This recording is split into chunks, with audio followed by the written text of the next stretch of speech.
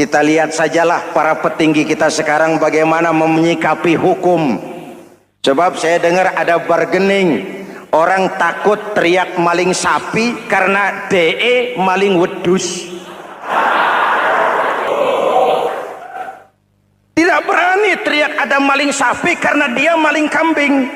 Yang lain maling ayam, dikumpulin ternyata maling semua.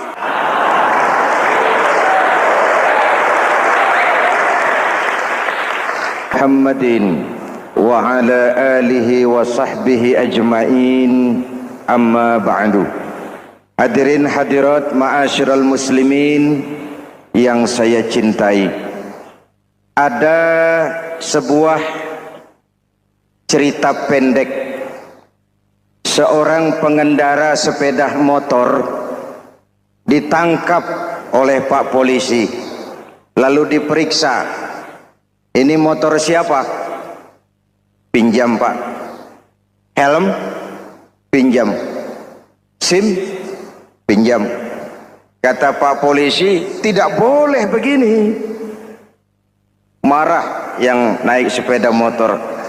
Pak polisi bagaimana? Kok tidak boleh? Yang punya saja bilang boleh.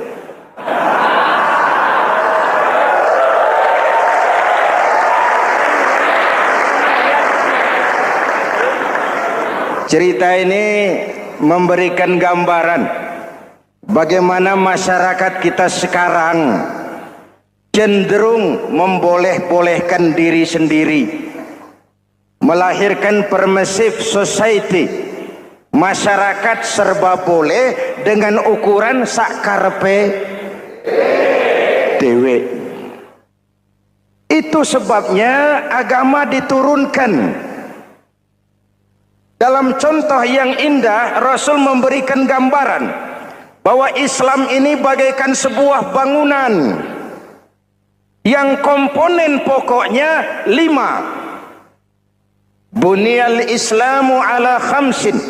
Islam dibangun di atas 5 komponen pokok.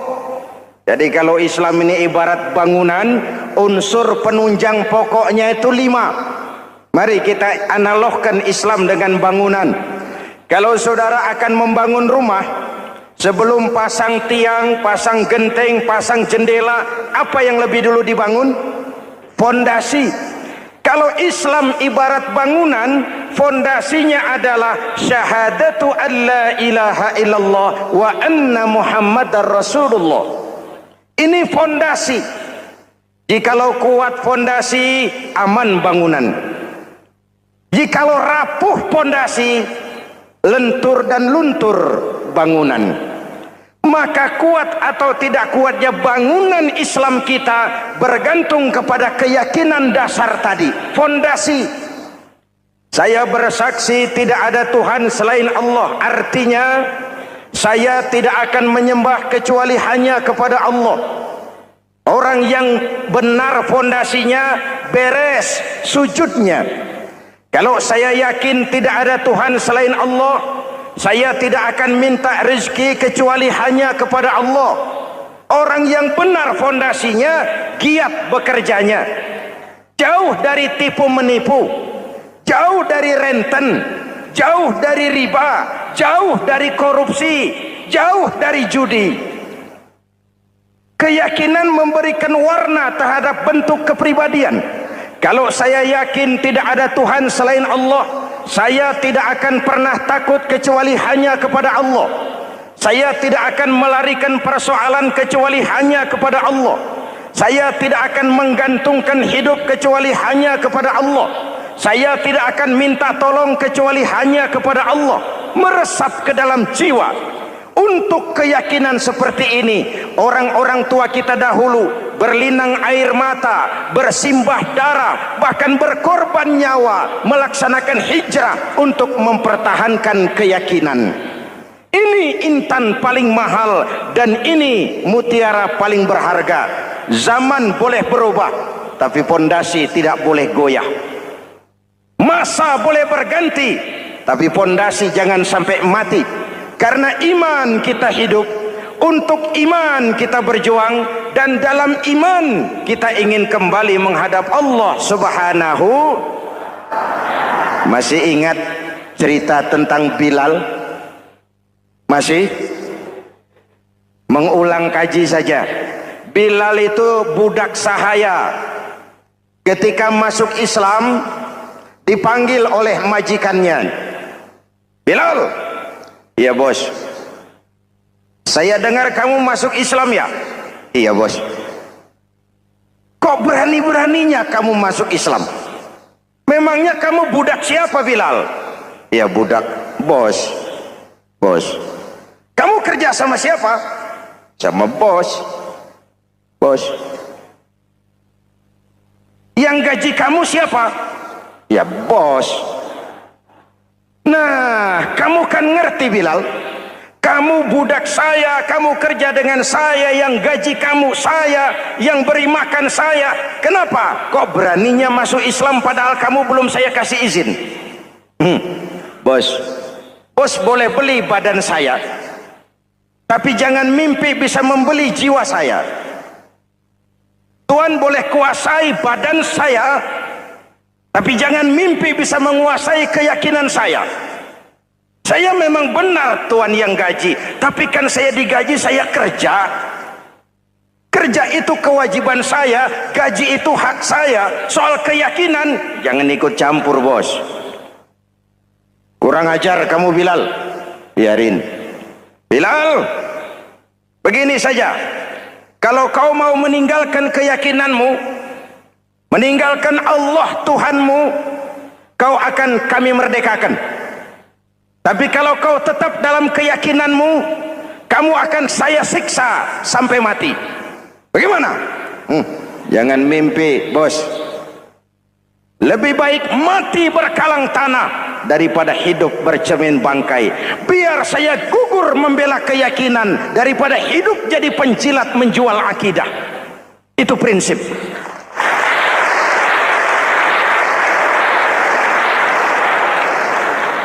Gendeng kamu.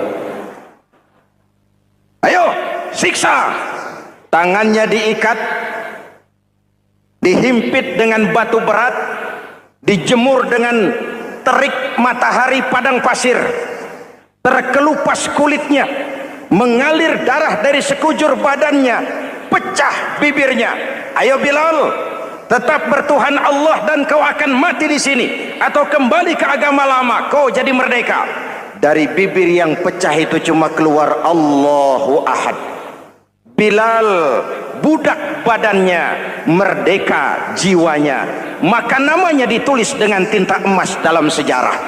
Kita zaman sekarang merdeka badan kita, tapi sering budak mental dan jiwa kita, maka sejarah tidak pernah mau mencatat kita.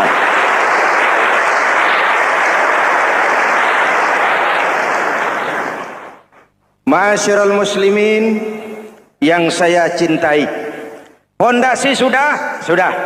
Lalu apa lagi? Mulai memancangkan tiang. Tiangnya 5. Ada tiang namanya zuhur, asar, maghrib, subuh, isya.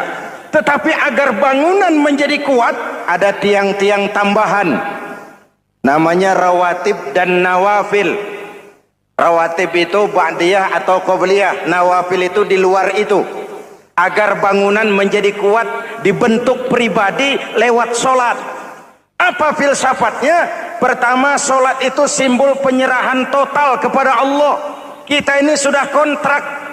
Innallaha astara minal mu'minina anfusahum wa amwalahum bi anna lahumul jannah.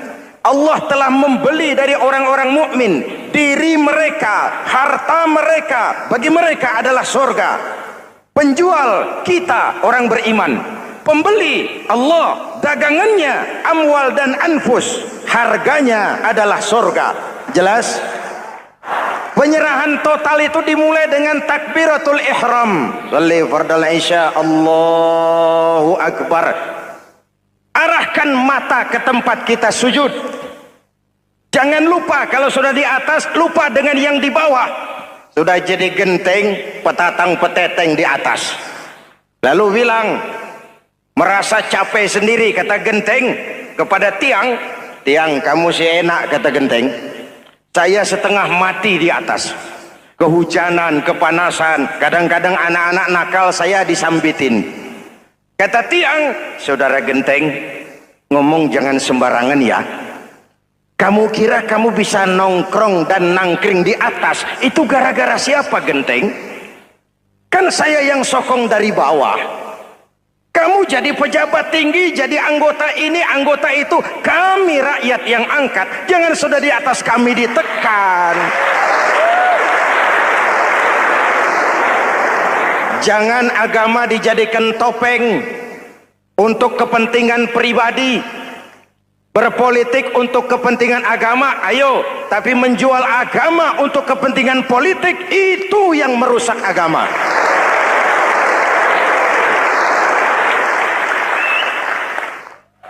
Ini kan kita lagi prihatin sedang meluncur kasus Bulog Gate 2. Innalillahi wa inna ilaihi raji'un. Kita lihat sajalah para petinggi kita sekarang bagaimana menyikapi hukum. Sebab saya dengar ada bargaining. Orang takut teriak maling sapi karena DE maling wedus. Tidak berani teriak ada maling sapi karena dia maling kambing. Yang lain maling ayam, dikumpulin ternyata maling semua.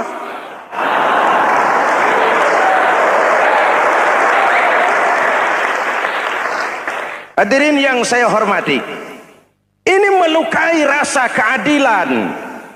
Oleh karena itu sholat mengajarkan kepada kita, dalam posisi berdiri, lihat tempat sujudmu. Jangan menteleng terus ke atas, lalu lupa dari mana kita berangkat. Itulah maknanya tawadhu, rendah hati, tidak melonjak angku dan sombong. Ada sebuah hadis Rasulullah bersabda, "Idza aradallahu biqaumin khairan." Apabila Allah menginginkan kebaikan kepada satu bangsa, apabila Allah menginginkan kebaikan kepada satu kelompok rakyat, walla alaihim khulama'uhum, maka yang naik jadi pemimpin adalah orang-orang yang santun, orang-orang yang lemah lembut, bukan orang yang menggunakan kekerasan dan tiran. Sedikit-sedikit main pecat, itu terlambat lahir. Mestinya lahir di zaman Hitler, mestinya lahir di zaman Benito Mussolini, atau kalau mau lebih klasik lagi di zaman Fir'aun. Kalau Allah menginginkan kebaikan kepada satu masyarakat, satu bangsa, satu negara, naiklah orang-orang yang santun, yang ngayomi, yang menjadi solusi dan jalan keluar untuk kepentingan rakyatnya, mampu memberikan keteladanan. Saya tertarik dengan pidato Presiden Cina pada saat dilantik. Cina, Presiden Cina pasti tidak tahu Pancasila, pasti tidak kenal Islam, tapi pidato pelantikannya, berikan saya 100 peti mati, yang 99 akan saya pakai buat koruptor, yang satu akan saya pakai sendiri kalau kamu lihat saya tidak benar. Luar biasa. Yang diperlukan sekarang ini keteladanan, hulama'uhum, sikap ngayomi, mencari jalan keluar, bukan memamerkan kekuasaan, memamerkan kekuatan, arogansi, menghormati perbedaan. Itu ciri demokrasi. Lalu waqadha bainahum ulama'uhum, yang memutuskan hukum adalah pakarnya, ulamanya, mengambil keputusan secara profesional sehingga rakyat beroleh apa yang namanya kepastian hukum, merasa hidup terlindungi, aman dan nyaman. Lalu yang ketiga, wa ja'alal mala fi askhiyaihim, peredaran harta, pergerakan ekonomi berada di tangan orang-orang yang pemurah, yang tidak mau kaya sendiri, tidak mau senyum di atas penderitaan orang lain, menari di atas bangkai saudaranya. Hadirin yang saya hormati, ini cirinya. Tapi sebaliknya kata Nabi, wa idza aradallahu biqaumin syarran, apabila Allah menghendaki kejelekan, keburukan bagi satu bangsa, walla alaihim sufahauhum, yang naik jadi pemimpin orang-orang durjana, orang-orang kurang ajar, tapi dipoles dengan topeng yang bagus. Ini musim topeng. Musim apa? Topeng. Topeng itu apa perlunya? Menyembunyikan wajah asli. Sekarang ini Dracula berwajah Arjuna. Ini musim topeng. Kita rakyat harus hati-hati dan punya filter, mampu memilah dan memilih. Walla alaihim sufahauhum wa qada bainahum juhaluhum, yang memutuskan hukum, yang mengambil keputusan orang-orang bodoh. Wa ja'alal mala fi bukhalaihim, peredaran harta, peredaran ekonomi jatuh di tangan orang-orang yang bakhil, yang tidak punya konsep menciptakan kemakmuran yang merata bagi seluruh rakyat Indonesia.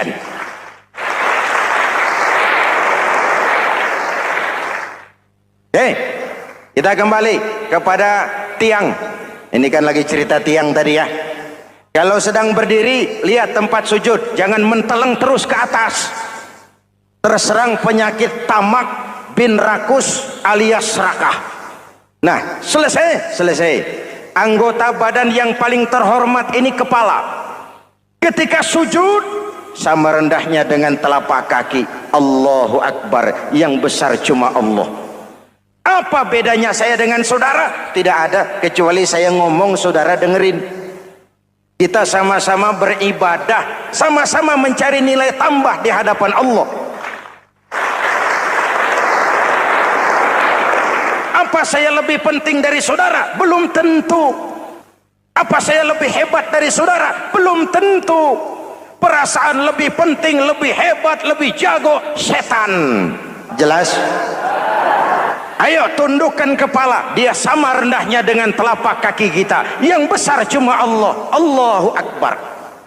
Lalu diakhiri dengan menebarkan salam. Assalamualaikum warahmatullah. Assalamualaikum warahmatullah. Menebarkan salam, mewujudkan rasa aman, damai, bukan menimbulkan keresahan. Hadirin yang saya hormati, ini karakteristik kita. Selesai sholat, kembali ke masyarakat, ajaran salam diterjemahkan. Apa? Rasulullah sallallahu alaihi wasallam bersabda, "Ufsus salam, wasilul arham, wa at'imut ta'am, wa sallu bil laili wan nasu niyam, tadkhulul jannata bisalam." Pertama, ufsus salam, tebarkan salam. Tebarkan salam itu bukan cuma kalau ketemu orang assalamualaikum, assalamualaikum. Ya, itu zahirnya. Tetapi hidup di tengah masyarakat memberikan rasa aman, rasa damai, menjadi pengayom bagi lingkungan, menjadi rahmah bagi semesta. Dalam Islam jangankan manusia, binatang saja dilindungi kok. Betul? Betul? Coba kalau belajar istinja itu kan makruh buang air kecil di tanah yang berlubang.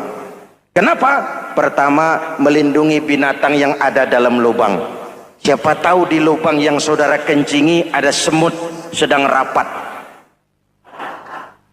Membahas Buloget jilid 2. Apa dosanya lalu mati dikencingi? Ini namanya rahmatan lis semut. Binatang saja dilindungi.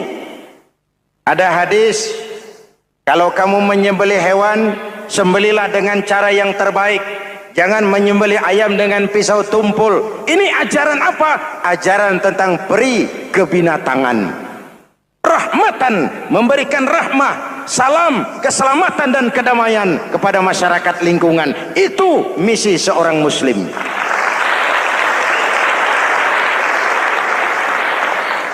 Hadirin hadirat ma'asyiral muslimin yang saya cintai, saya kembali kepada pesan Nabi tadi itu. Pertama, ufsus salam, sebarkan salam. Sekarang ini kan yang banyak sebarkan isu, sebarkan fitnah, hancurkan nama baik orang, hantam orang di mana-mana. Padahal yang diajarkan ufsus salam, sebarkan perdamaian, bukan permusuhan. Cari kebenaran, bukan kemenangan. Lalu yang kedua, wasilul arham, sambungkan silaturahmi, tegakkan semangat kekeluargaan dan persaudaraan. Karena kita sudah diikat dengan tali akidah.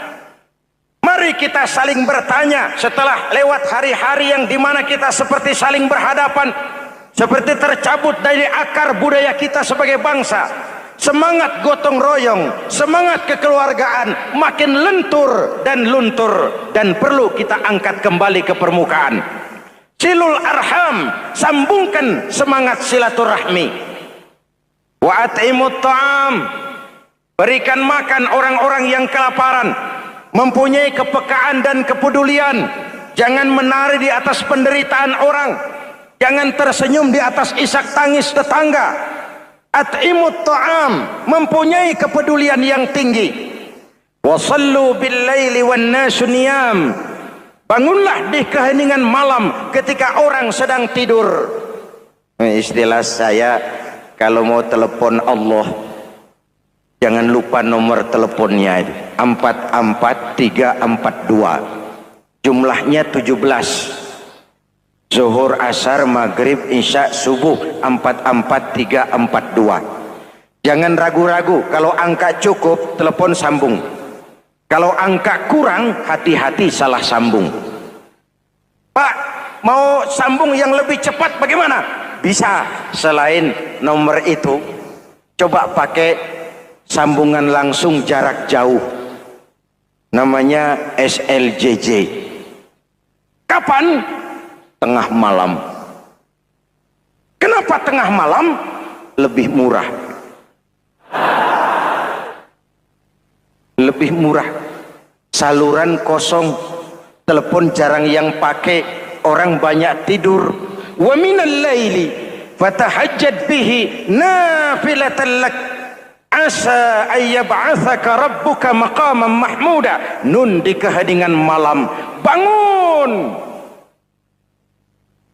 Seperti bapak-bapak, ibu-ibu sering bangun tengah malam ya Bu? Ya. Ngapain?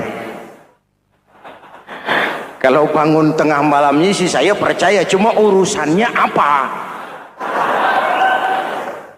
Kira bangun tengah malam mau tahajud, malaikat sudah mau nulis, cuma buang air kecil, tidur lagi. Hampir salah tulis saya.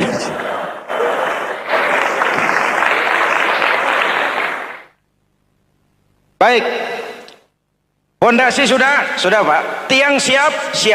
Lalu apa lagi? Nah, rumah itu supaya ada batas, perlu pagar, dinding, tembok. Yang jadi batas, dinding, tembok, puasa.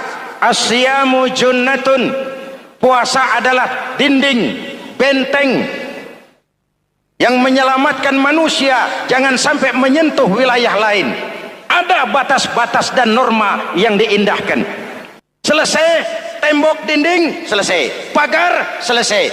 Lah rumah itu supaya bersih, kan harus ada kamar mandi, jendela, pintu, yang fungsinya membersihkan zakat. Kalau dia zakatul mal, dia bersihkan harta kita. Kalau dia zakatul fitrah, dia bersihkan jiwa kita. Kalau dia zakatul tijarah, dia bersihkan bisnis kita. Kalau dia zakatul ma'adin, dia bersihkan barang tambang kita. Karena itu dalam kitab-kitab fikih dikatakan zakat itu adalah harta yang tu'khazu min aghniyaihim wa turaddu ila fuqaraihim. Diambil dari yang kaya, diserahkan hukum diatur menurut selera orang yang sedang berkuasa, maka yang benar bisa jadi salah, yang salah bisa jadi benar.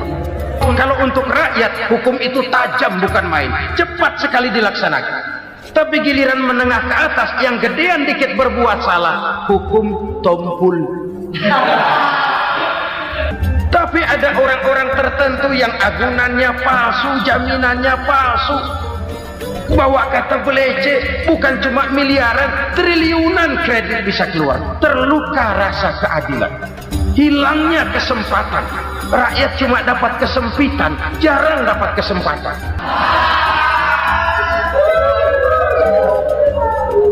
Penjara-penjara berdasi kepala botak yang menguras uang rakyat habis-habisan, enak saja melenggang dalam kehidupan ini. Makin terluka rasa keadilan rakyat. Wa ma hakamu bighairi ma anzalallah illa fasafihimul faqru. Kalau hukum yang diterapkan sudah menyimpang dari keadilan yang diajarkan Allah, bertebaranlah kemiskinan di mana-mana. Assalamualaikum warahmatullahi wabarakatuh.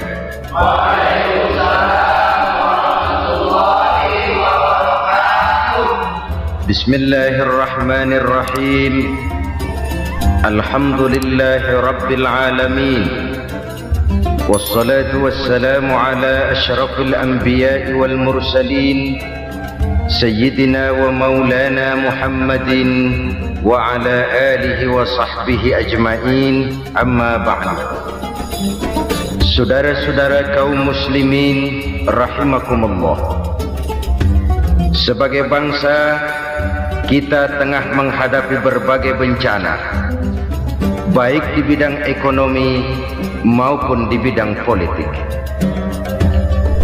Adalah potret kehidupan sehari-hari. Kita menyaksikan peristiwa-peristiwa yang memilukan dan memalukan.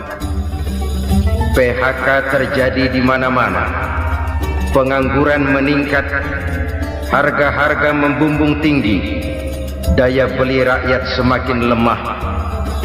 Sementara di bidang politik, kejadian-kejadian memberikan indikasi bahwa persatuan dan kesatuan kita sebagai bangsa dewasa ini tengah berada dalam ujian yang berat. Pada jumpa kita kali ini, tanpa bermaksud untuk mencari kambing hitam dari bencana yang kita hadapi, saya ingin menyampaikan sebuah hadis yang diriwayatkan oleh Imam At-Tabarani dari Ibnu Abbas bahwa Rasulullah sallallahu alaihi wasallam bersabda, khamsun bi khamsin. Ada 5 perkara yang dapat menimbulkan 5 macam bencana. Mari kita renungi hadis ini satu demi satu sebagai bahan introspeksi buat kita semua dalam menghadapi bencana yang tengah berlaku sekarang ini. Yang pertama, manaqasa qaumul ahda illa sullita alaihim aduwwuhum. Apabila suatu kaum sudah mengingkari janjinya, maka mereka pun akan dikuasai oleh musuh-musuh mereka. Sederhana saja nampak kalimat dalam hadis ini. Apabila orang sudah mengingkari janji, mereka akan dikuasai oleh musuh-musuh mereka sendiri. Dan musuh kita yang paling utama saat ini adalah kemiskinan dan kebodohan. Kenapa itu terjadi? Karena kita mengingkari janji kita sendiri. Di saat awal-awal berdirinya Orde Baru, kita pernah berjanji untuk melaksanakan Pancasila dan Undang-Undang Dasar 45 secara murni dan konsekuen. Kita berjanji bahwa kita akan menegakkan pemerintah yang bersih dan berwibawa. Itu semua pada permulaannya. Waktu demi waktu berjalan, kita lupa dengan janji yang kita ucapkan itu. Ketuhanan yang Maha Esa kita ucapkan, tapi kesetanan yang luar biasa yang kita lakukan. Kemanusiaan yang adil dan beradab yang kita dengungkan, tetapi kemanusiaan zalim dan biadab yang kita praktekkan. Sederhana saja saudara, hampir setiap pejabat pada posisi-posisi kunci di awal-awal ia memangku jabatan itu, biasanya ia mengucapkan sumpah dengan lafaz demi Allah bahwa dalam melaksanakan jabatan ini saya tidak akan menerima hadiah atau pemberian dalam bentuk apapun. Itu pada permulaannya. Lama-lama rupanya hadiah itu asik juga, mulai diterima. Lama-lama dirasa kurang, mulai menagih. Dan akhirnya terjadilah praktek yang disebut suap menyuap, semir menyemir, dan lain sebagainya. Kalau ini sudah menjadi kenyataan, bagaimana kita mau menegakkan pemerintah yang bersih dan berwibawa? Undang-Undang Dasar 45 menyatakan bahwa bumi, air, dan seluruh kekayaan negara dikelola oleh negara bagi sebesar-besar kemakmuran rakyat. Yang terjadi adalah bahwa kita merasa mewakili rakyat untuk menikmati harta dan kekayaan negara, sehingga rakyat banyak tidak bisa ikut menikmatinya. Menumpuklah harta itu sehingga terjadilah pepatah, gunung ditimbun, sumur digali. Yang kaya semakin kaya, yang miskin semakin terpuruk. Kita ingkar dengan janji yang kita ucapkan di awal-awal kita bergerak. Kita ingkar dengan janji pada saat kita mengatakannya dengan menyebut nama Allah, dengan mempertaruhkan nama Tuhan, sehingga pada akhirnya jabatan pun mengalami tender. Sudah menjadi rahasia umum, orang mau jadi lurah mesti mengeluarkan uang, mau jadi camat mesti mengeluarkan uang, mau jadi wali kota, bupati, bahkan gubernur, itu ada pasarannya. Secara logika, kalau orang memperoleh satu jabatan karena banyak mengeluarkan uang, tentu pada saat ia mengeluarkan uang, ia sudah punya pemikiran, modal pasti pulang, modal pasti kembali. Kalau orang memperoleh suatu jabatan karena banyak mengeluarkan uang, maka langkah pertama yang dia lakukan setelah memangku jabatan itu ialah bagaimana uang bisa kembali, bagaimana modal bisa pulang. Kalau modal sudah pulang, pikiran berikutnya bagaimana supaya dapat untung. Lalu kapan mau bekerja untuk kepentingan rakyat? Itu nomor 18. Kemudian kalau ada proyek-proyek besar, pertanyaannya ialah bukan apakah proyek ini bermanfaat bagi rakyat, apakah proyek ini layak untuk diteruskan, tetapi yang jadi pertanyaan paling utama ialah bagian saya berapa duit dari proyek ini. Kita bisa lihat proyek, mega proyek lahan 1 juta hektar di Kalimantan Tengah, triliunan rupiah, dan proyek itu gagal. SD Impres bulan ini diresmikan, bulan depan retak. Jembatan-jembatan bulan ini gunting pita, bulan depan runtuh. Kita ingkar dengan janji. Kita berkata kita bekerja untuk kepentingan rakyat, tapi kita tidak pernah mengenal rakyat itu. Apabila suatu kaum sudah mulai mengingkari janji, maka mereka akan dikuasai oleh musuh-musuh mereka. Akibatnya tersusunlah barisan-barisan sakit hati yang makin lama makin menjadi bola salju, menggelinding membesar, dan kemudian terjadilah hal-hal yang tidak kita inginkan lagi. Apabila suatu kaum sudah mengingkari janji, maka mereka akan dikuasai oleh musuh-musuh mereka. Ini penyebab bencana yang pertama. Kita tidak konsekuen. Tadinya kita dengan lantang teriak-teriak berantas korupsi, ganyang korupsi. Pada waktu kita belum mendapat kesempatan. Setelah kita naik punya kesempatan, rupanya korupsi enak juga dirasa. Terjadi pergeseran nilai, orang luntur, kehilangan idealisme awal. Lalu untuk menghibur-hibur diri, menutup kesalahan, kita gunakanlah pepatah bahwa tidak ada gading yang tak retak, bahwa kita harus mikul dhuwur mendem jero. Itu semua cuma sebagai dalih agar kesalahan kita tidak dibicarakan orang lain. Padahal kita sendiri yang mengingkari janji. Kita yang keluar dari komitmen awal kita. Kita berjanji melaksanakan Pancasila dan Undang-Undang Dasar 45 dengan murni dan konsekuen. Kita berjanji untuk menegakkan pemerintah yang bersih dan berwibawa. Namun dalam kenyataannya itu tidak kita laksanakan dengan sebagaimana mestinya. Kita bergeser, kita mengalami proses degradasi, peluncuran nilai, dan akhirnya terbentuklah barisan-barisan sakit hati yang semakin lama semakin membesar itu. Kita harus introspeksi. Memang kalau zaman sedang susah, biasanya kambing hitam laris, tukang kompor gentayangan. Itu dari dulu selalu mencari kambing hitam. Karena itu kita tidak bicara orang, kita tidak bicara siapa yang salah, kita bicara sistem, dan sistem itu bisa mengena siapa saja. Kalau orang sudah mulai mengingkari janji, bergeser dari komitmen awal, itu sudah mulai ya mengalami proses peluncuran, proses degradasi. Ini penyebab yang pertama. Kita tidak lagi konsekuen bahwa bumi, air, sumber daya alam adalah milik negara, dikuasai oleh negara, digunakan bagi sebesar-besar kemakmuran rakyat.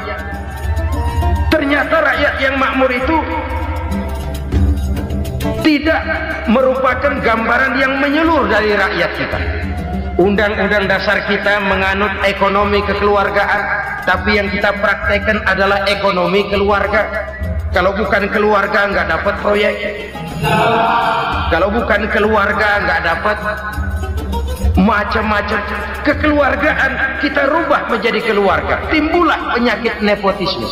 Kita bergeser, kita ingkari janji, dan kita anggap kita atasnamakan rakyat. Rakyat cuma sekedar jadi address, rakyat cuma sekedar jadi alamat, tetapi kehidupan mereka tidak banyak berubah dan tidak banyak terangkat. Kaum muslimin rahimakumullah, ini penyakit yang pertama, penyebab bencana yang pertama. Yang kedua, kata Nabi, wa ma hakamu bighairi ma anzalallah. Apabila hukum yang diterapkan sudah tidak lagi bersumber dari hukum Allah, illa fasha fihimul faqr, maka akan bertebaranlah kemiskinan di mana-mana. Ini artinya apa? Apabila hukum tinggal sebuah stempel, apabila hukum sudah diatur menurut kepentingan, apabila hukum sudah tidak lagi ditegakkan secara adil, maka kemiskinan merambah di mana-mana. Hukum diatur menurut selera orang yang sedang berkuasa, maka yang benar bisa jadi salah, yang salah bisa jadi benar. Hukum dalam kenyataan hidup berlaku seperti pisau. Pisau itu kan saudara lihat, yang namanya pisau dimanapun itu tajamnya ke bawah, ke atas tumpul. Kalau hukum itu kalau untuk rakyat, hukum itu tajam bukan main, cepat sekali dilaksanakan. Tapi giliran menengah ke atas yang gedean dikit berbuat salah, hukum tumpul. Hukum pura-pura tidak dengar, akibatnya terluka rasa keadilan rakyat. Satu kasus rakyat diam, dua kasus rakyat diam, tiga kasus rakyat diam, kasus terakumulasi di hati rakyat, luka rasa keadilan, dan itu menjadi sumber bencana. Penjarahan kita tidak setuju itu, tapi kita harus melihat kausalnya. Itu kan tidak berdiri sendiri, itu kan karena terlukanya rasa keadilan rakyat melihat kesempatan ini tidak merata. Kalau rakyat ini yang ngajukan kredit ke bank, walaupun jumlahnya cuma jutaan, ratusan ribu, susahnya 17 hektar. Tapi ada orang-orang tertentu yang agunannya palsu, jaminannya palsu, bawa kata belece, bukan cuma miliaran, triliunan kredit bisa keluar. Terluka rasa keadilan, hilangnya kesempatan. Rakyat cuma dapat kesempitan, jarang dapat kesempatan. Dari lukanya rasa keadilan ini. Memang ya entah lipstick, entah basa-basi, dibentuklah tim ini, dibentuklah badan pengawas ini, dibentuklah tim ini. Kalau membentur tahu, hancur tahu. Tapi kalau tim yang dibentuk membentur karang, bukan karangnya yang hancur biasanya, timnya yang bubar. Kenapa? Yang dibentur batu karang yang sangat keras. Kita main-main dengan hukum, kita tidak konsekuen dengan hukum. Luka rasa keadilan dan itu terakumulasi. Edi Tamsil, rakyat tahu, terakumulasi, menguap begitu saja. Kasus-kasus lain rakyat tahu, menguap begitu saja. Ketidakadilan terakumulasi, mengendap di hati rakyat, menunggu ledakan. Pada saat sumbu meledak, rakyat tidak bisa dibendung lagi. Oke, kita tidak setuju dengan penjarahan, tapi jangan melihat itu sebagai peristiwa yang berdiri sendiri. Kenapa itu terjadi? Kausalnya kenapa? Oke, kita tidak setuju memang, tapi yang dijarah oleh rakyat kan memang cuma untuk perut. Yang dijarahkan beras, yang dijarahkan televisi, yang dijarahkan kulkas yang masih bisa dihitung, yang memang real untuk kebutuhan rakyat. Penjara berdasi kepala botak yang menguras uang rakyat habis-habisan, enak saja melenggang dalam kehidupan ini. Makin terluka rasa keadilan rakyat. Apabila hukum yang diterapkan sudah menyimpang dari keadilan yang diajarkan Allah, fasyafihimul fakru, bertebaranlah kemiskinan. Aneh, memalukan, memilukan.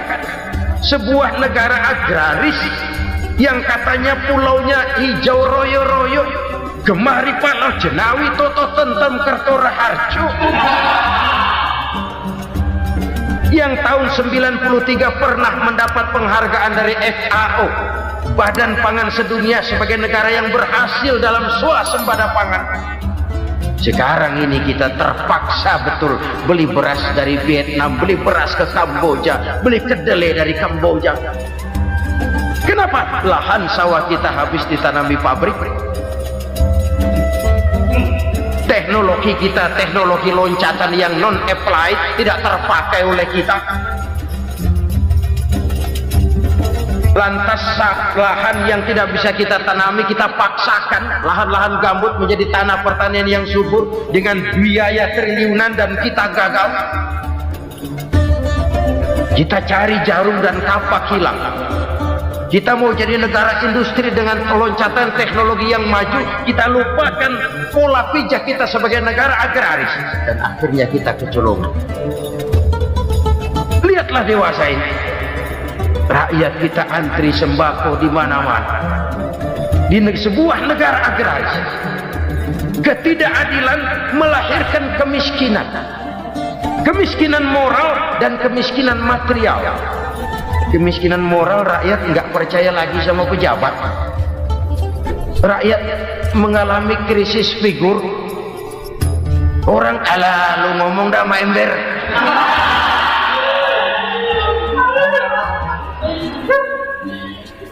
Penataran yang menghabiskan biaya miliaran itu melahirkan pejabat-pejabat korup.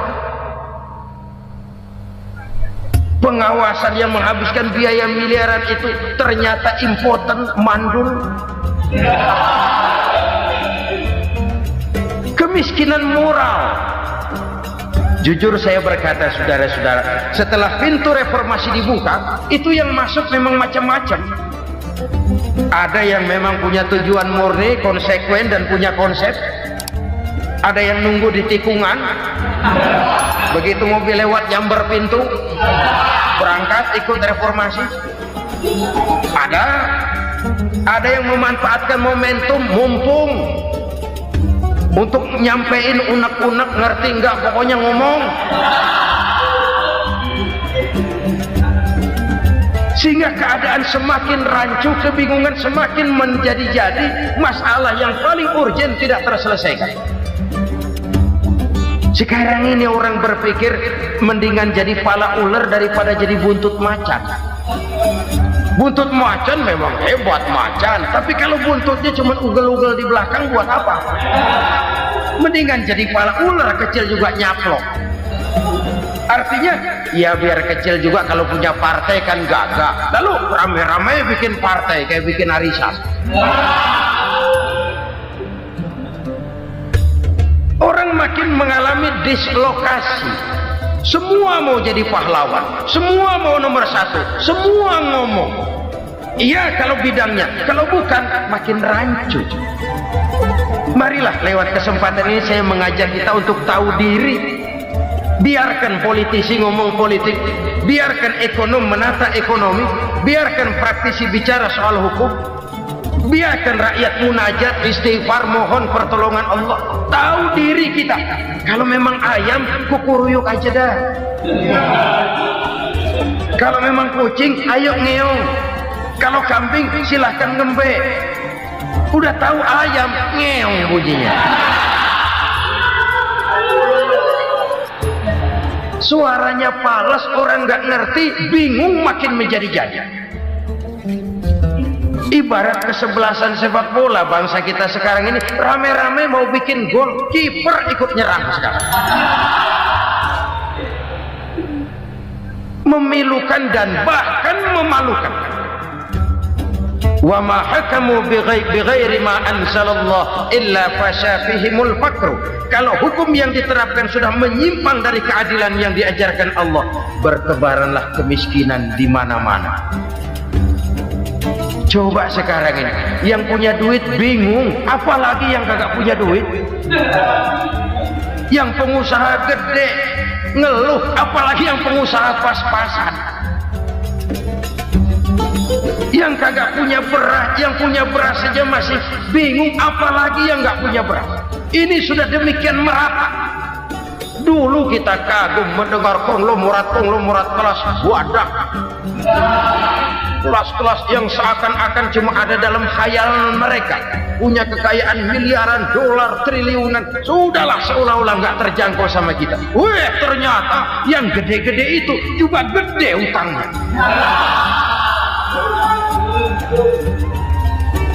Dan rontok satu demi satu. Ternyata rakyat selama ini cuma dialamatkan, cuma dijadikan address. Rakyat yang tidak banyak ngerti persoalan ini harus menanggung hidup ini begini berat, harus menanggung beban hidup ini begini tinggi, daya beli semakin lemah, semakin terpuruk dan terpuruk, sedang keadaan belum juga banyak berubah. Yang hutang sama luar negeri itu kan bukan rakyat kecil, Ciano. Yang banyak nyimpen dolar juga kan Ciano. Rakyat kecil bocah kampung mah jangankan nyimpen dolar, ngelihat juga tumben. Kemana kita mesti bercermin? Sekali lagi saya mengatakan maaf, kita tidak bermaksud mencari kambing hitam. Karena itu kita tidak bicara orang, kita bicara sistem, kita bicara keadaan. Beginilah yang dikatakan Nabi, penyebab timbulnya bencana, hukum yang ditegakkan tidak lagi berorientasi kepada keadilan, tapi berorientasi kepada kepentingan. Akhirnya bentuk hukum seperti pisau, tajam ke bawah, tumpul ke atas. Hukum cuma buat rakyat kecil, tetapi kelompok menengah ke atas kadang-kadang kebal dari perlakuan hukum. Maka bertebaranlah kemiskinan. Iya, kemiskinan moral berupa lukanya rasa keadilan. Kalau rasa keadilan terluka, orang kan nunggu kesempatan, saudara. Iya, dia nggak bisa ngomong, iya dia nggak sanggup action, iya dia nggak bisa tunjuk rasa, tapi hatinya kan kapan ada kesempatan, kapan ada waktu, tunggu. Hatinya mesti begitu. Sehingga begitu ada kesempatan, terjadilah hal-hal yang tidak terhindarkan. Dan itu ekses, bukan reformasi. Jangan seperti sebuah dialog saya dengan seorang abang beca. Saya bertanya, bang, ya, abang tahu nggak reformasi? Tahu, Ustaz. Apa? Pembakaran. terus penjarahan, lalu perkosaan. Itu referensi, itu yang saya lihat. Itu yang dia lihat. Saya tentu tidak menyalahkan abang beca kita, karena memang itu yang dia lihat dan sejauh itu wawasannya. Tapi ini indikasi bahwa banyak rakyat kita yang belum bisa menggunakan kebebasan secara bertanggung jawab. Padahal kebebasan tanpa tanggung jawab tirani. Sebuah contoh gampang-gampangan. Saya beli radio, saya setel di kamar saya, lalu saya bilang, ini radio gue. Yang beli gue, pakai duit gue setel di kamar gue, sekeras-kerasnya, gak ada urusan sama orang lain. Itu kata saya. Tetapi tetangga saya sebelah rumah kan boleh juga ngomong begitu. Kata tetangga saya, ini mata gue, yang ngantuk gue tidur di kamar gue, kenapa suara radio lu nyampe kemari? Artinya apa ini? Kebebasan saya nyetel radio dibatasi oleh kebebasan tetangga saya yang mau tidur. Tidak ada kebebasan mutlak. Kebebasan mutlak tanpa tanggung jawab kembali akan melahirkan tirani, kembali akan melahirkan pemaksaan kehendak.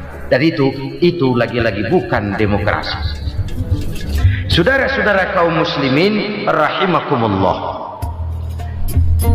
Ini penyakit yang kedua, lukanya rasa keadilan, terutama di kalangan rakyat kecil. Itu mengendap menjadi akumulasi dan menunggu giliran kapan bisa dimuntahkan. Dengan kata lain, rakyat itu udah banyak banget makan yang perutnya jadi enak, nyelam. Kapan nunggu muntahnya? Udah begini banyak akumulasi yang mereka pendam di perut ini, sehingga ketika terjadi kesempatan itu sudah tidak terkendalikan lagi. Kita out of control. Saya tidak mentolerir sikap-sikap kekerasan. Bahkan saya lebih cenderung bahwa kalau di rumah kita banyak tikusnya saja racuni, jangan rumah dibakar. Bahwa ada korupsi, iya. Ada kolusi, memang. Ada nepotisme, tentu. Tetapi tikusnya saja racuni. Jangan rumah dibakar. Masa mau ngusir tikus bakar rumah? Tikusnya lari, tikusnya selamat, rumahnya ewes-ewes.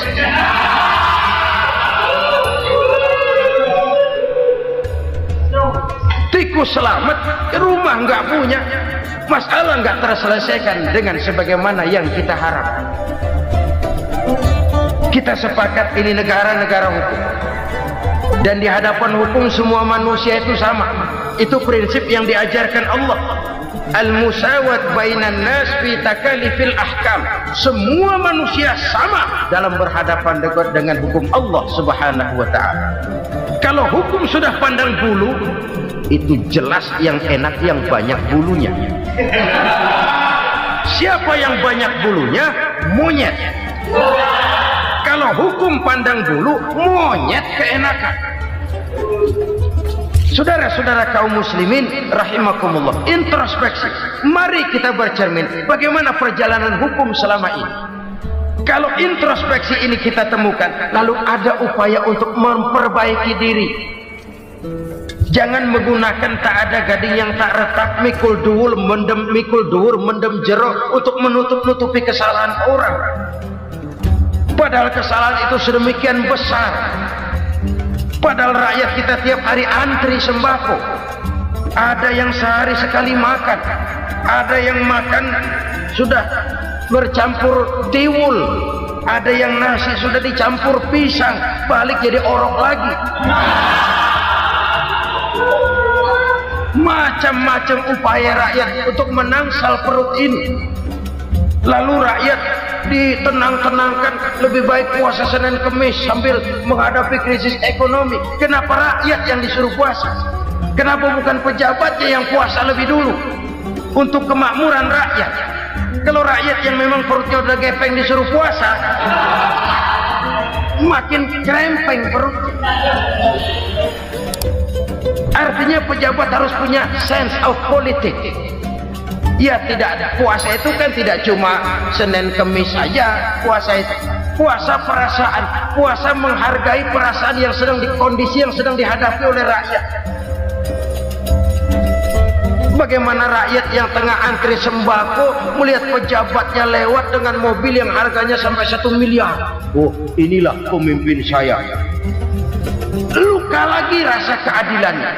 Kita tidak tengah rasa. Puasa dalam artian itu pun akan menolong menegakkan semangat kebersamaan, membentuk semangat kebersamaan.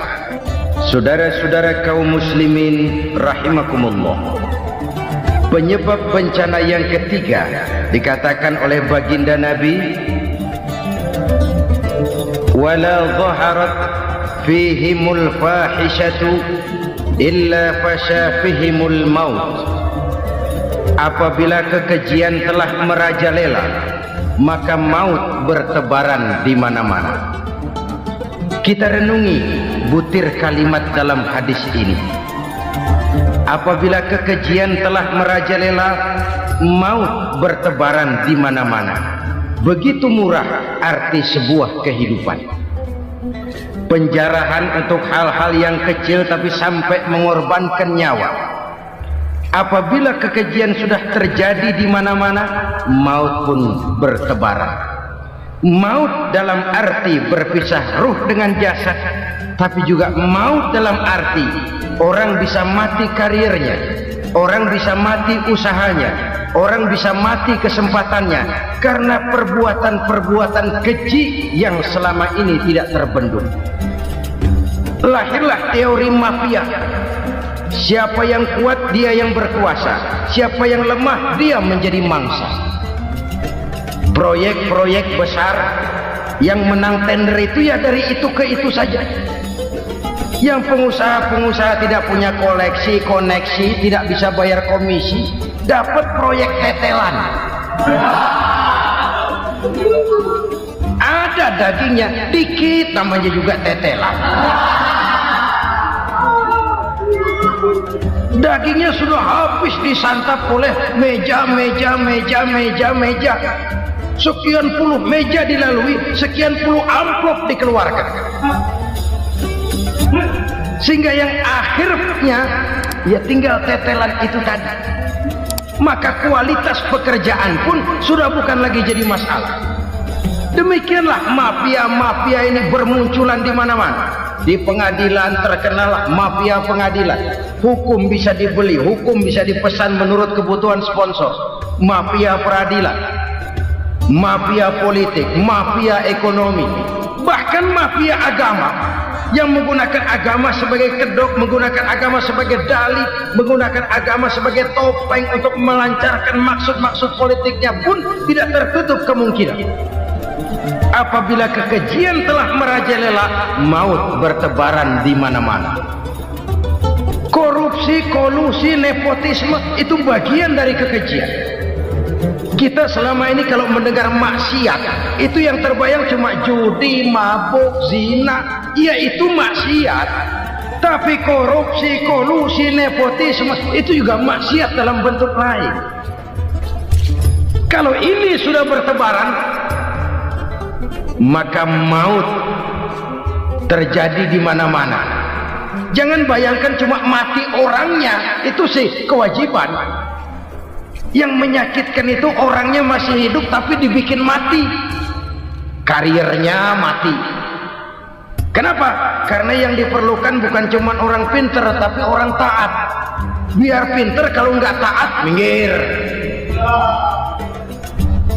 Biar bodoh, kalau taat bisa nyenangin atasan, bisa nyemur. Kumaha juragan wae ayo nama. Itu yang kadang-kadang dapat penghargaan. Tidak ada prestasi kerja kecuali bikin senang orang di atas. Kita lihat di desa-desa jalan rusak. Kalau ada berita pejabat anak mau turun, jalan rata sekali. Sampai tanah dari mana aja dikeruk buat ngeratain tuh jalan. Pejabat pulang legok lagi jalanan. Katanya kita kerja buat rakyat, nyatanya kita cuma melayani atas. Kenapa? Terjadi lingkaran setan. Seperti kata lagu Dul Sumbang itu, mahasiswa takut sama dosen, dosen takut sama dekan, dekan takut sama rektor, rektor takut sama menteri, menteri takut sama presiden, presiden takut sama mahasiswa. Lah muter balik lagi, lingkaran setan, lingkaran setan. Saudara-saudara kaum muslimin rahimakumullah, kekejian yang merajalela, praktek-praktek mafia yang tertuang dalam kehidupan sehari-hari menyebabkan orang mati karirnya, jasad masih hidup, karir mati, itu menyakitkan. Mati bisnisnya. Rakyat kecil pernah senang ketika cengkeh booming, harganya bagus, rakyat banyak yang pergi haji. Lalu mau ditata, lahir tata niaga cengkeh, malah amburadul. Harga cengkeh jatuh, petani cengkeh kecil menjerit. Siapa yang untung? Segelintir orang. Masihkah kita pakai atas nama rakyat untuk kepentingan nasional, padahal yang nyanyi cuma segelintir orang? Masihkah kita mau bohongi rakyat ini dengan mobil nasional tapi bikinan Korea? Masihkah kita mau bermain verbalisme, bermain kata? Ini sebuah masa lalu yang tidak perlu terulang lagi untuk masa-masa yang akan datang. Kekejian merajalela, orang mati karir, bisa mati usaha, mati bisnis. Usahanya maju, dirangkul, hancur. Usahanya maju, dipukul, hancur, tenggelam. Bahkan yang memilukan dan memalukan badan-badan usaha milik negara itu dikebiri sedemikian rupa sehingga tidak menghasilkan hal-hal yang bermanfaat buat negara. Saudara-saudara kaum muslimin rahimakumullah, kalau nafsu yang sudah mengatur itu semua, maka kekejian pun merajalela. Orang sudah pakai teori mafia, yang kuat dia yang menang, yang kuat dia yang berkuasa, yang lemah silakan minggir di sudut-sudut kehidupan. Kalau kekejian seperti ini merajalela, maut bertebaran di mana-mana. Banyak orang mati karirnya, banyak orang mati usahanya, banyak orang mati imajinasinya. Sekarang ini dalam dunia seni yang banyak karyawan seni, bukan seniman. Seniman itu kan dilahirkan, lain seniman, lain karyawan seni.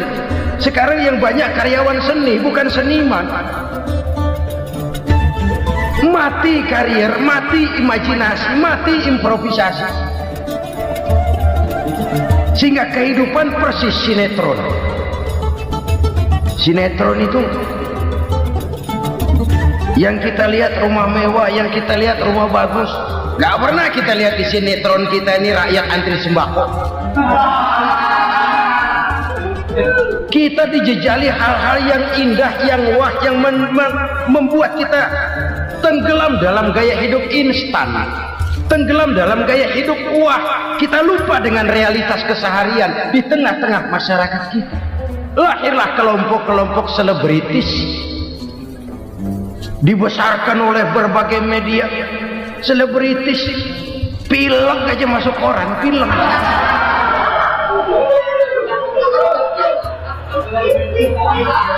Rakyat yang pingsan antri beras nggak masuk koran. Rakyat yang semaput antri minyak nggak masuk koran. Selebritis panok masuk koran.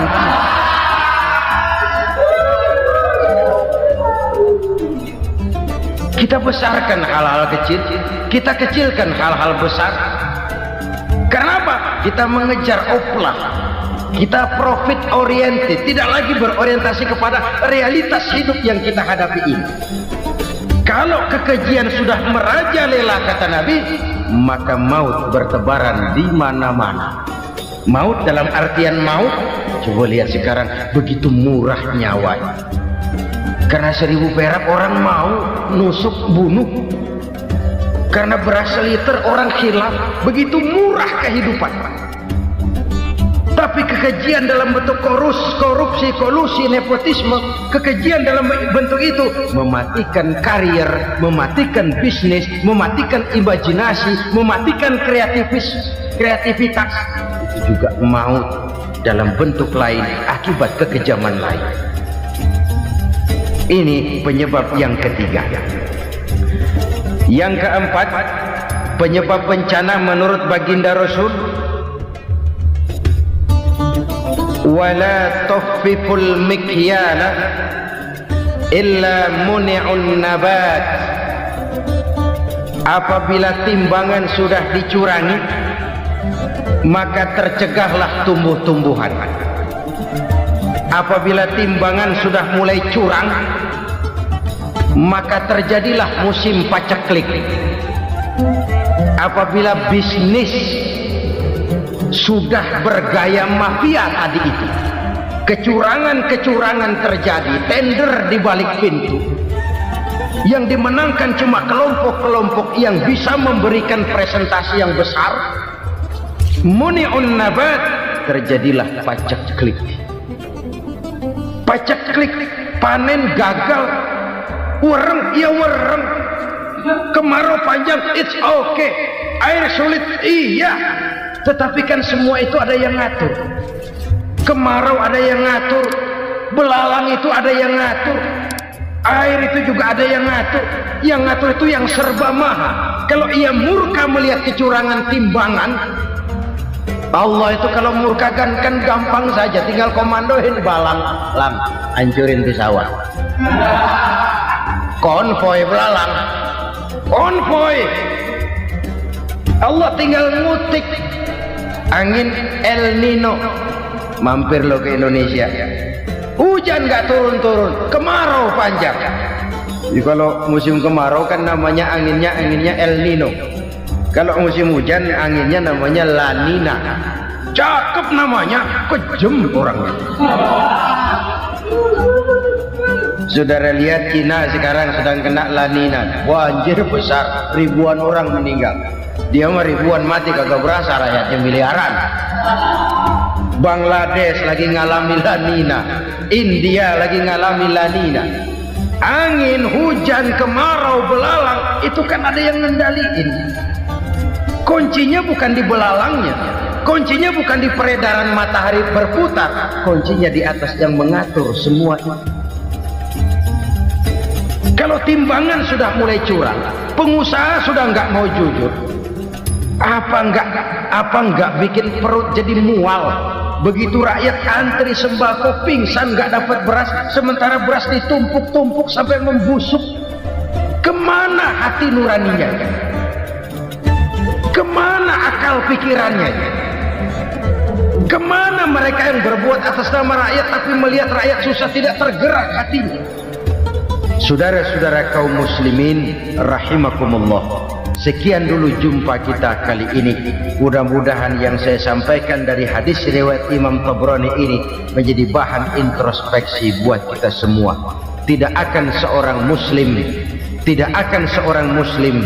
jatuh dua kali di tempat yang sama. Semua merupakan pelajaran untuk kita jadikan introspeksi guna menata hari esok yang lebih baik daripada hari ini.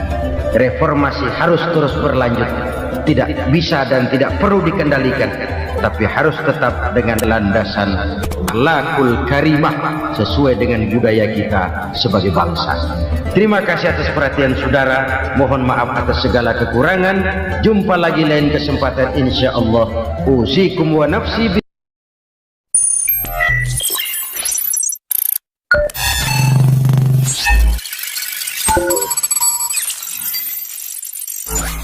Teman-teman, kita mancing di spot kali kecil ini ya.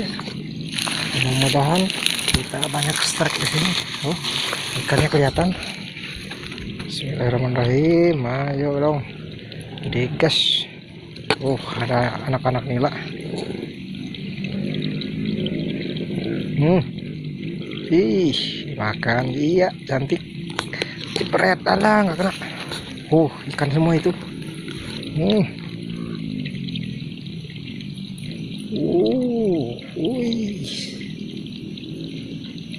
ikan semua guys.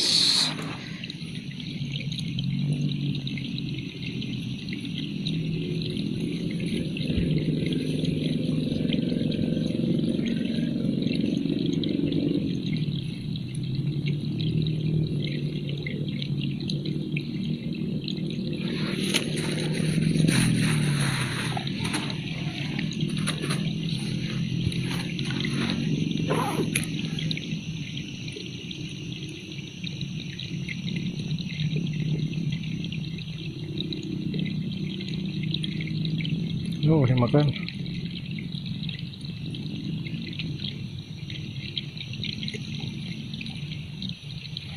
Banyak sekali ikannya.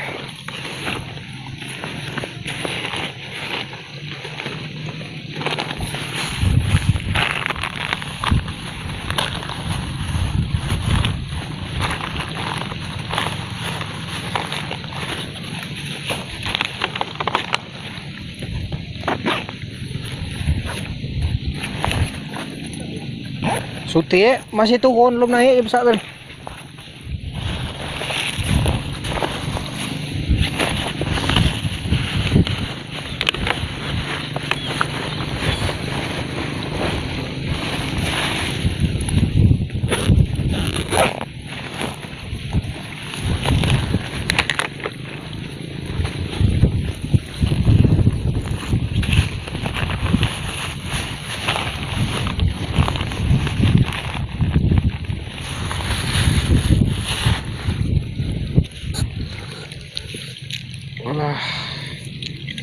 Wah, teman-teman.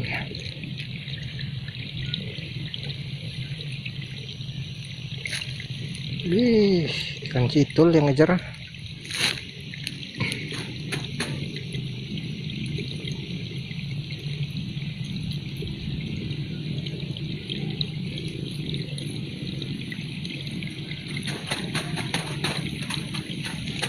Oke, baru naik ikannya.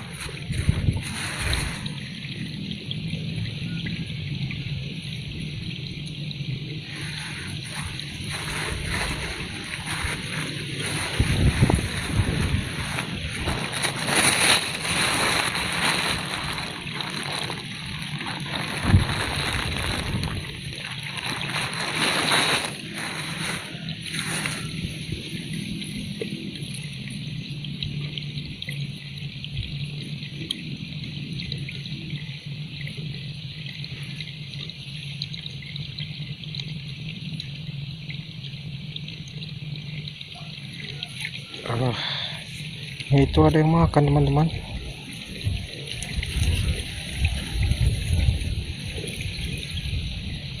Ikannya sih banyak itu kelihatannya.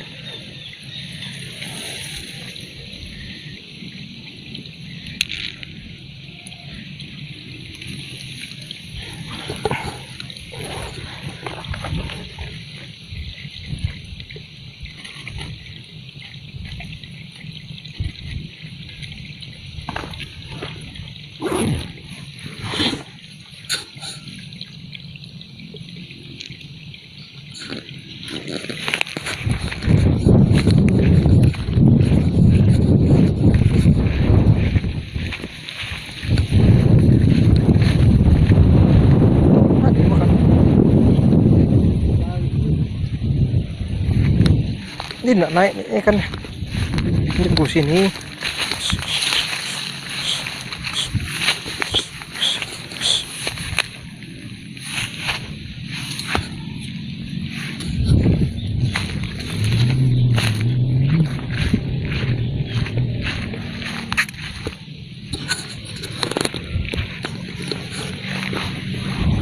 Tuh, anak-anak nikah semua teman-teman.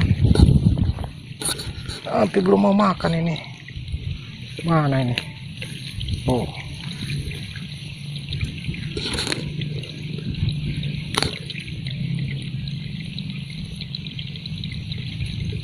Red.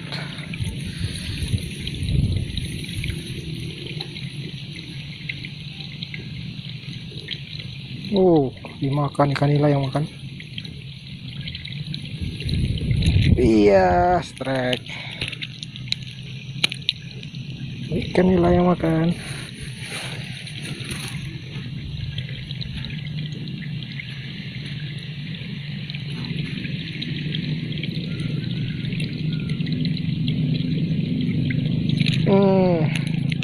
ngumpul. Ada ngumpul.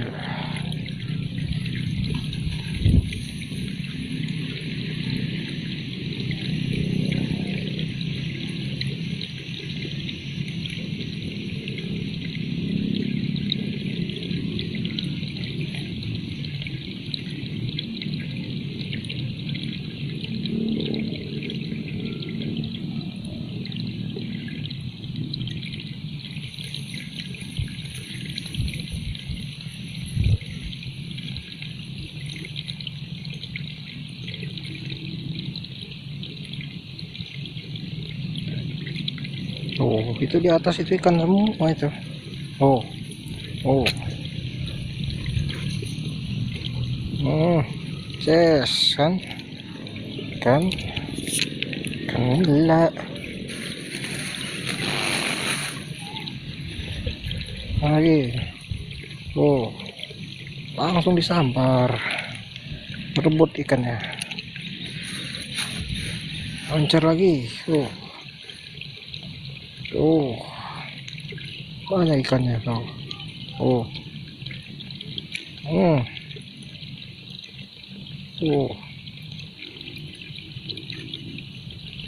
udah nggak kena.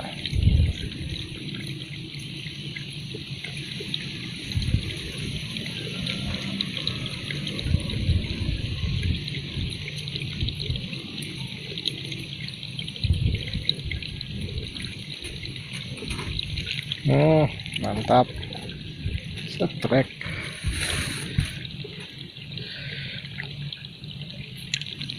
Hah? Ada.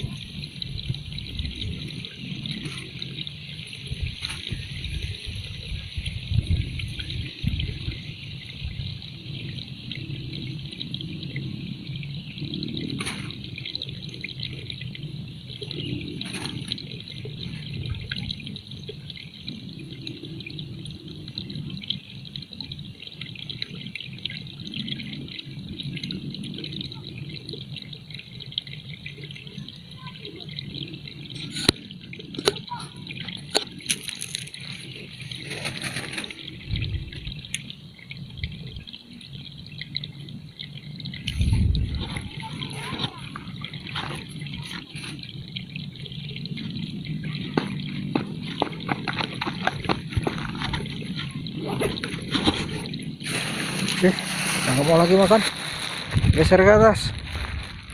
Cok.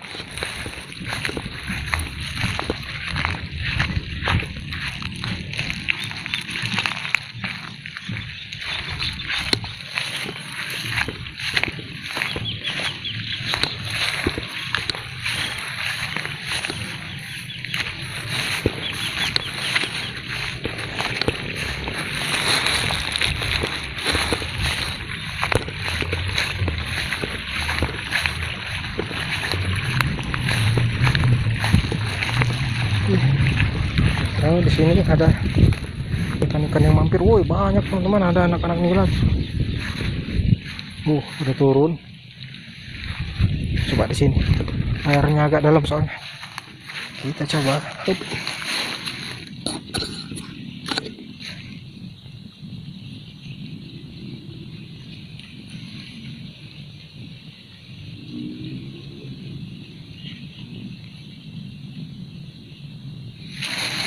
Ada.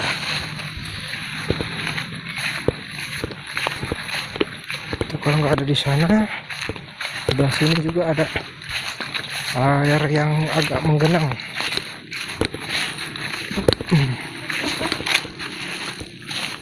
Nah, di sini teman-teman, kecil sekali airnya.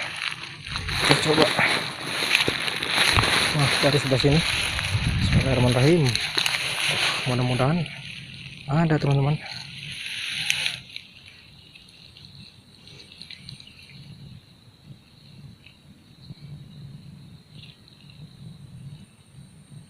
Ada yang makan.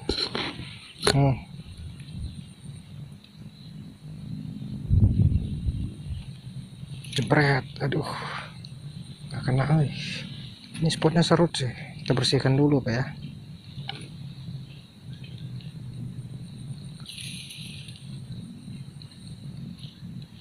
spotnya serut.